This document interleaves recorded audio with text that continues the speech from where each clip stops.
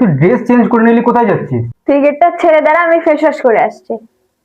তুই এইসব ধরনের ফেস ওয়াশ ইউজ করিস না, তোর জন্য ভালো আমি তোকে প্রেফার করে দিচ্ছি, এটা তুই ইউজ কর। এটার মধ্যে কি এমন আছে? আমি জানতাম যে তুই আমার মুখের কথায় বিশ্বাস করবি না। দুখানা লেবু দে, আমি তোকে একটা জিনিস টেস্ট করে দেখাচ্ছি, আমি শিওর তুই তারপর তুই এটাকে ইউজ করবি। চল।